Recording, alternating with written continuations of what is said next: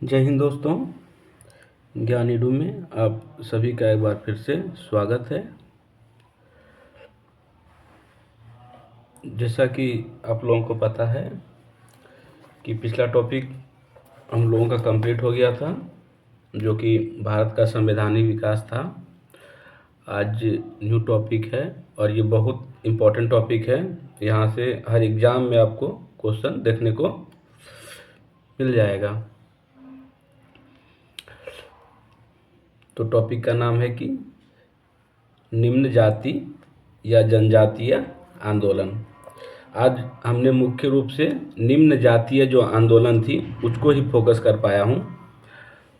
Next topic में हम जनजातीय जो आंदोलन हुए उसके कारण और वो कहाँ कहाँ हुए, आखिर क्यों हो रहे थे, उसके प्रमुख नेता कौन थे, फिर उसके विद्रोह को किसने दबाया, इसके बारे में हम लोग देखेंगे। तो हम लोग शुरू करते हैं। देखिए, निम्न जाति क्या होती है आप सभी को पता होगा। अगर नहीं पता है तो मैं एक बार उसको हल्का सा समझा देता हूँ। देखिए, एक होती थी ब्राह्मण जाति और एक था ब्राह्मणेतर जाति, मतलब जो ब्राह्मण से हटकर होता था। इतर मतलब होता है हटकर होना। तो यहाँ दो जातियाँ हो गई, वो निम्न जाति होती थी। दो निम्न जाति जो था उसका कोई स्थान नहीं था, ठीक है। वो सबसे निचले पायदान पे होती थी और उसका जो कार्य होता था बड़े जातियों की सेवा करना, ठीक है। ये सारे कार्य निम्न जातियों के थे। तो निम्न जातीय आंदोलन क्या है इसको पहले देख लीजिए, उसके बाद हम लोग आगे देखते हैं। ये जो आंदोलन हुआ निम्न जातीय आंदोलन, ये हिंदुओं की निम्न जातियाँ या उसको हम बोल सकते हैं कि उपजाति, निम्न जाति या उपजाति के द्वारा किया गया था, ठीक है। ये था कि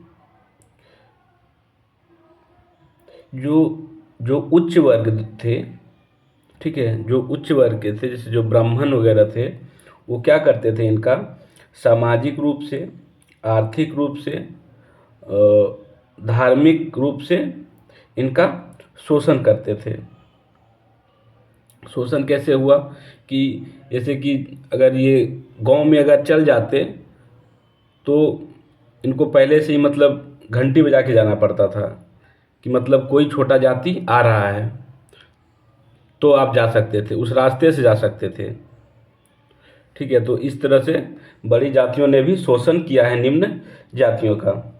तो निम्न जातियों के उत्थान के लिए कौन सा आंदोलन चलाया गया, या कह सकते हैं कि किन अपने देश के महान पुरुषों ने इस कार्य को योगदान दिया, तो इसके बारे में हम लोग देखेंगे। सबसे पहले देखेंगे सत्यशोधक समाज।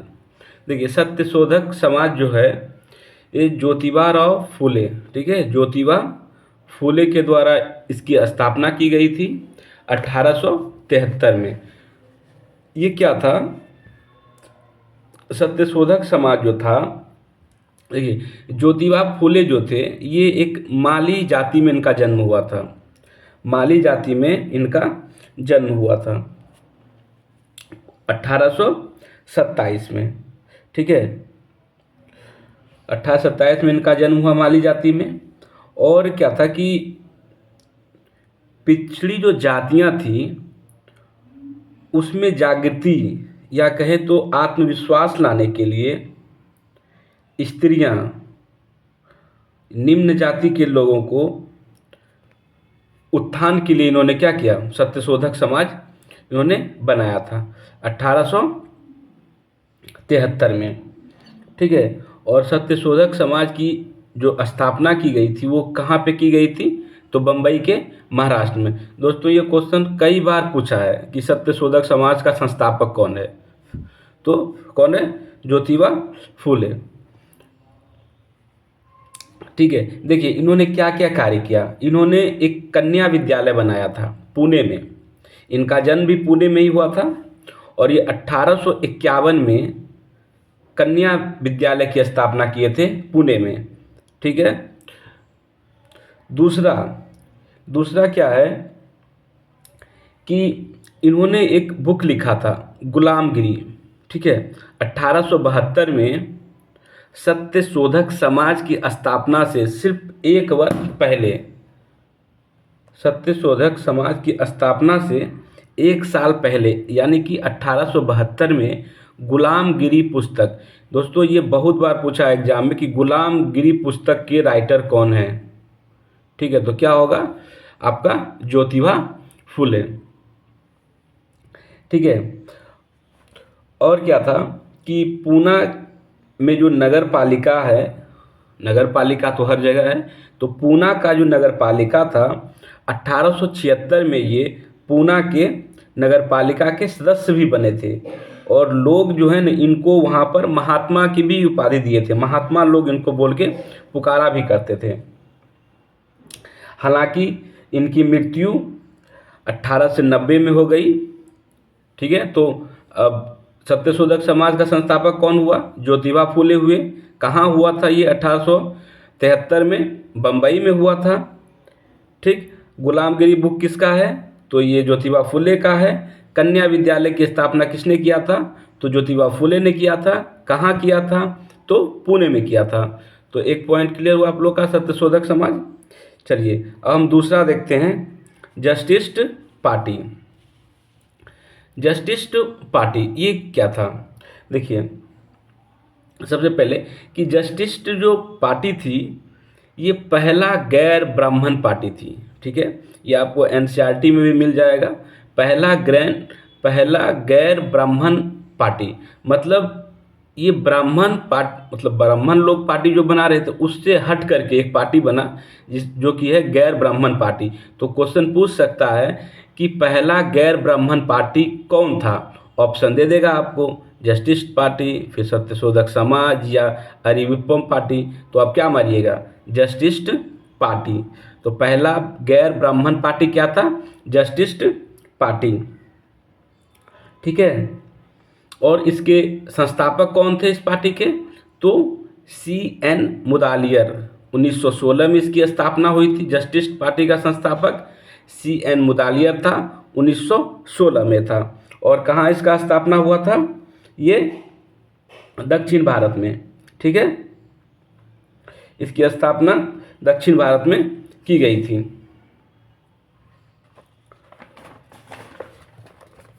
अब आगे है अरिविपुरम आंदोलन। ये कहाँ हुआ था, ये केरल में हुआ था, ठीक है।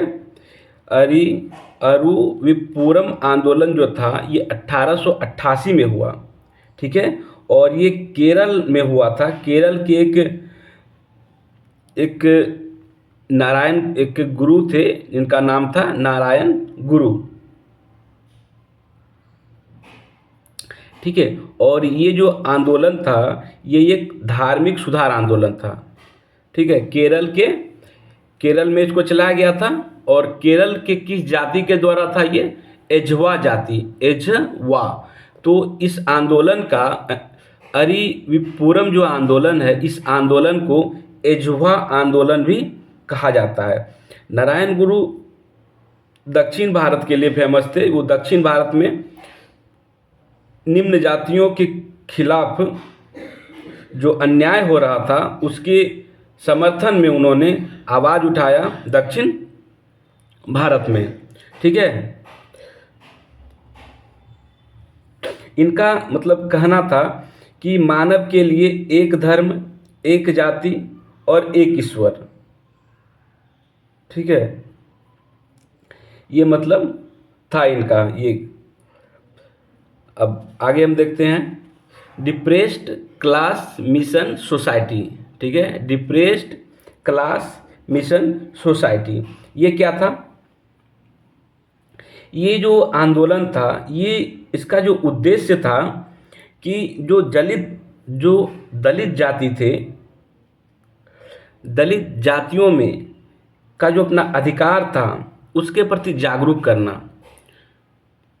दलित जातियों का जो अधिकार था उस अधिकार को मतलब बताना कि ये आपका अधिकार है, तो उसके लिए क्या करना, जागृत करना, ठीक है।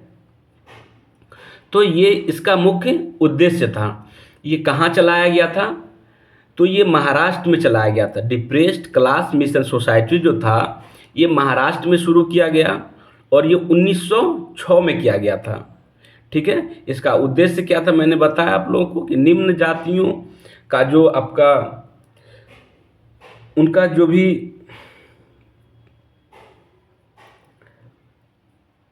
क्या बोला जाता है, इसको दिमाग से उतर गया। तो डिप्रेस्ड क्लास मिशन सोसाइटी ये महाराष्ट्र में चलाया गया था और ये 1906 में चलाया गया था। और इसको स्टार्ट किसने किया था? तो ये थे B.R. शिंदे, विट्ठल रामजी शिंदे। ठीक है,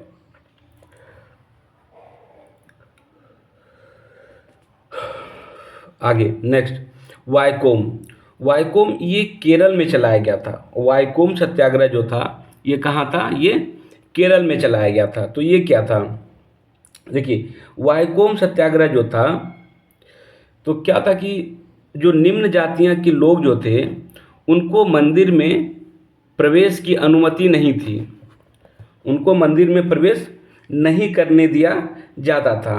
तो इसको लेकर के एक आंदोलन चलाया गया केरल में जिसका नाम था वाइकोम आंदोलन। वाइकोम आंदोलन 1924 में चलाया गया।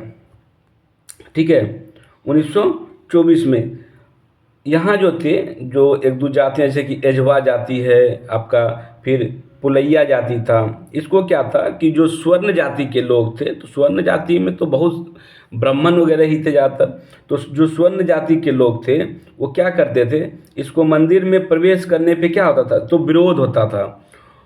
तो इस विरोध में नारायण गुरु और टी.के. माधवन जो थे इन्होंने क्या किया?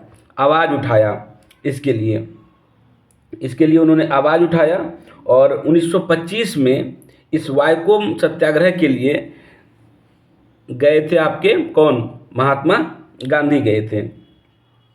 और महात्मा गांधी जब वहाँ गए तो वो जाकर के जो त्रावणकोर की जो महारानी थी, त्रावणकोर की महारानी से उन्होंने बातचीत किया। ठीक है, मंदिर में प्रवेश को लेकर समझौता पे बात हुआ।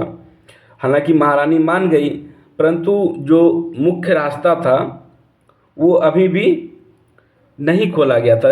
एक मतलब एक रास्ता, आम रास्ता एक होता है ना, तो एक वो आम रास्ता मतलब उनके लिए खोला गया था। हालांकि यहाँ पूर्ण सफलता नहीं मिली थी उनको, अभी भी उनकी वही स्थिति थी जो पहले थी।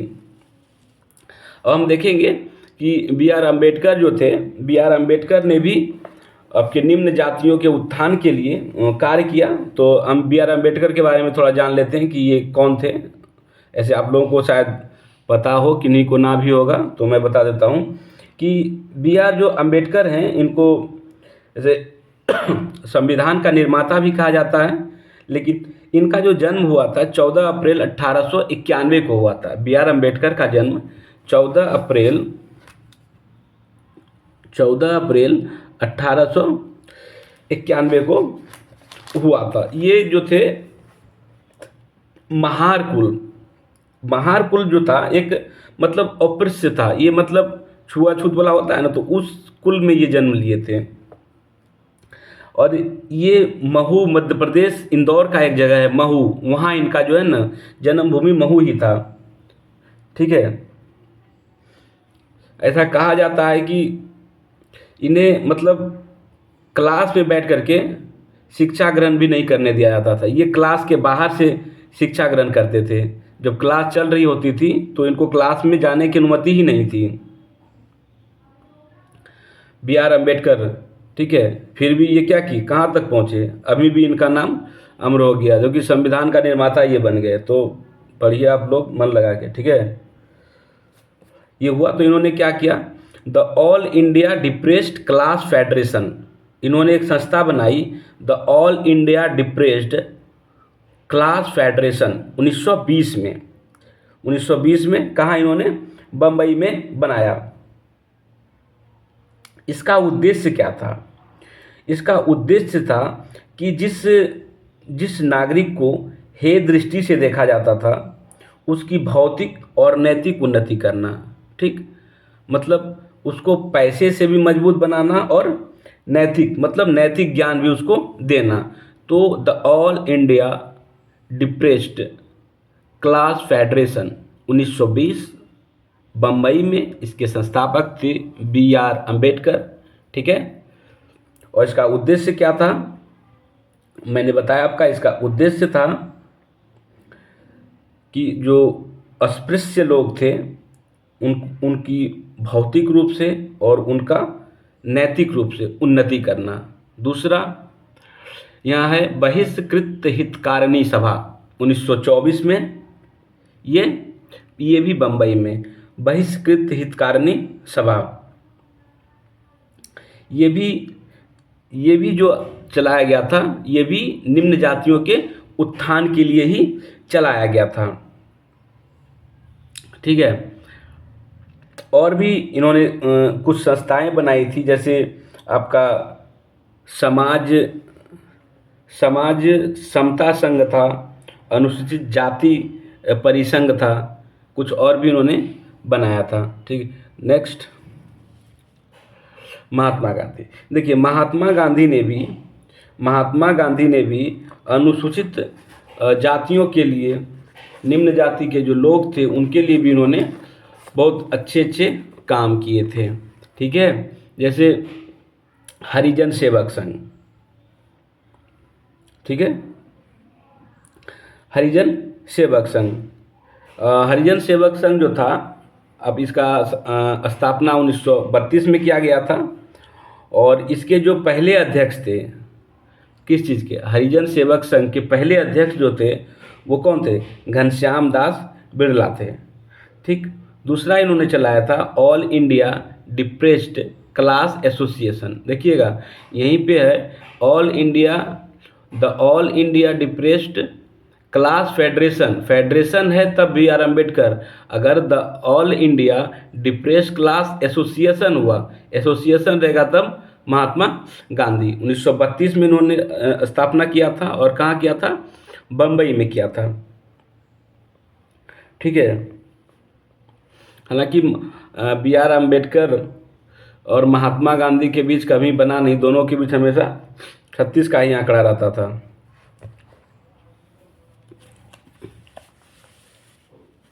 चलिए हम लोग अब नेक्स्ट देखते हैं।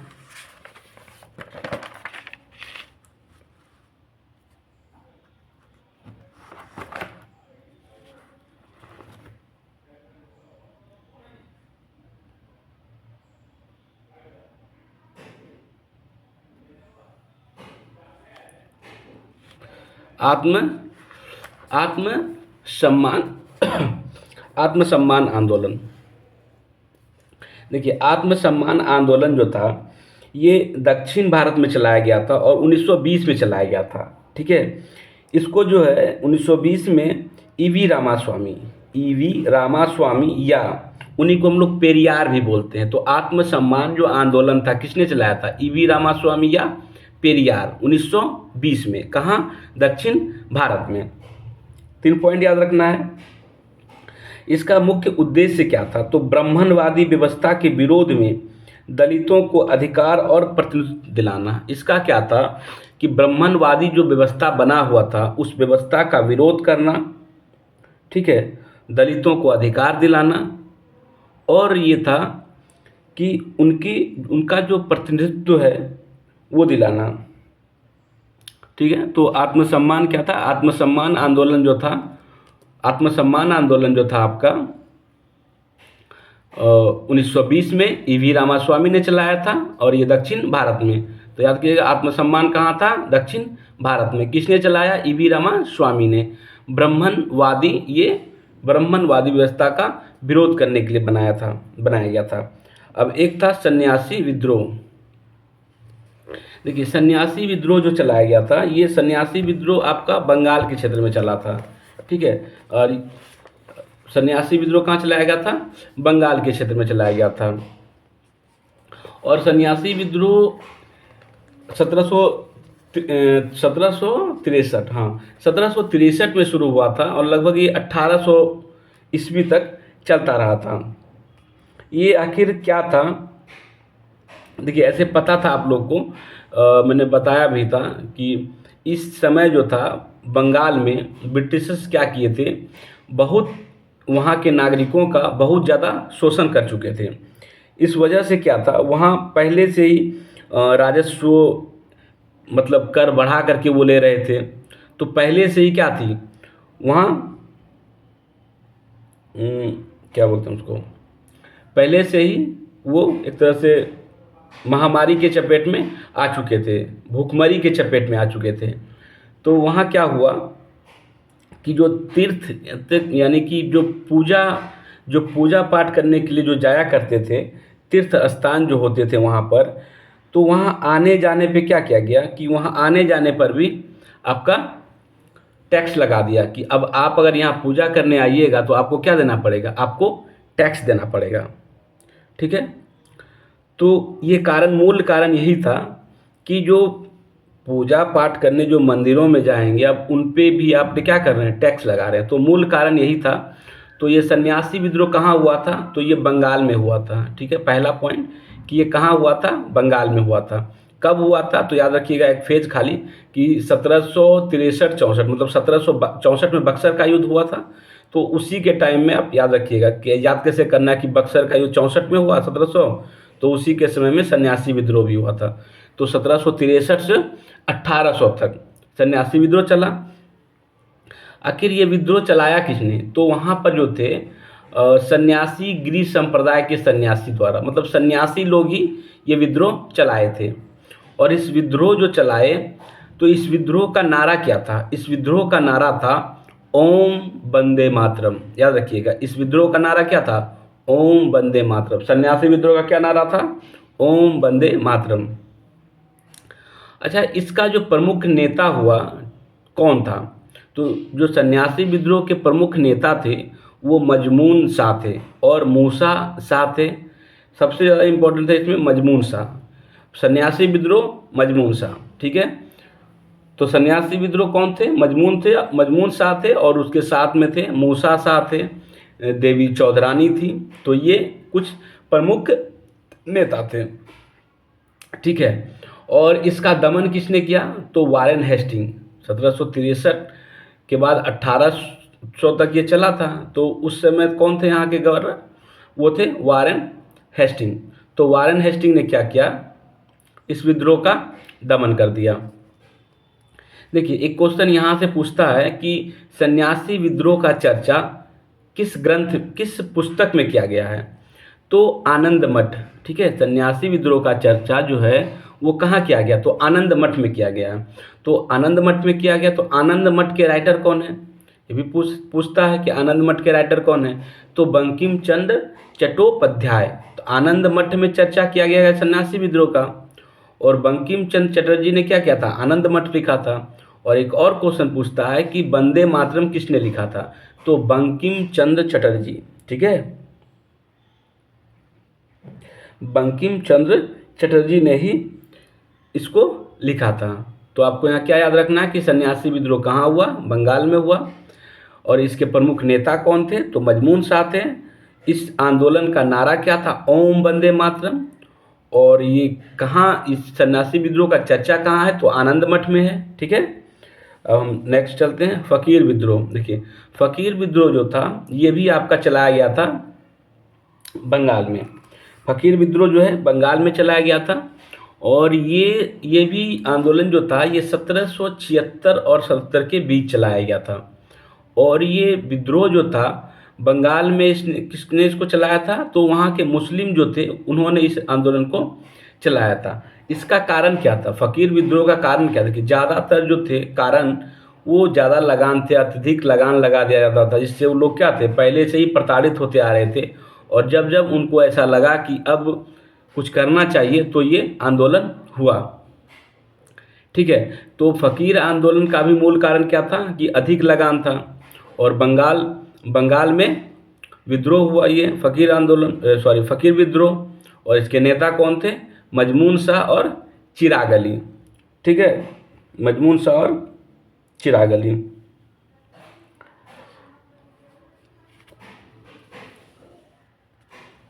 नेक्स्ट, पागलपंथी। देखिए पागलपंथी जो था ये भी आपका बंगाल में ही चलाया गया था। पागलपंथी जो आंदोलन था कहाँ चलाया गया था? बंगाल में। और पागलपंथी कब से कब तक? तो 1813 से 1831 तक। देखिए 1813 है और 13 को पलट दिया है, तो 1813 से 1831 तक पागलपंथी विद्रोह। तो ये बंगाल में चलाया गया था। और ये आखिर किसने चलाया था? तो गारो जनजाति का जो था ना एक उपशाखा, मतलब उपशाखा होता है ना, तो गारो जनजाति का एक अर्ध धार्मिक संप्रदाय द्वारा जमींदारों के विरोध में, यानी कि ये भी वही था कि जमींदारों के विरोध में इसको चलाया गया था। ठीक है। और इसके प्रमुख नेता कौन थे? पागलपंथी। पागलपंथी जो था कहाँ चलाया गया था? तो बंगाल में। पागलपंथी कहाँ चलाया गया था? बंगाल में 1813 से 1831 तक। इसके प्रमुख नेता कौन थे? करम शाह थे। तो पागलपंथी करम शाह, पागलपंथी करम शाह कहाँ चलाया गया? बंगाल में चलाया गया। और इसका भी वही था, क्या था उद्देश्य? मैंने बताया आपको, जमींदारों के विरुद्ध ये चलाया गया था। ठीक है। अब आते हैं हम लोग फरेजी विद्रोह। फरेजी विद्रोह, फरेजी विद्रोह क्या था कि यहाँ जो था बांग्लादेश के, उस समय बांग्लादेश से था वो, आधुनिक बांग्लादेश है, लेकिन उस समय वो क्या था? बंगाल था। तो फरेजी कहाँ था? वो बंगाल में ही चला गया था। फरेजी विद्रोह जो था वो कहाँ था? बंगाल में। मैं यहाँ लिख ही देता हूँ, तो बंगाल। फरेजी विद्रोह जो था वो बंगाल में चलाया गया था। ठीक है। और क्या हुआ था इसमें कि जो हाजी शरीयतुल्लाह थे उनके जो अनुयायी थे, ठीक है, उन्होंने क्या किया था? 1818 में फरेजी नामक एक आंदोलन चलाया। किसने चलाया था? तो ये फरेजी आंदोलन बंगाल में था। और इसको चलाया था किसने?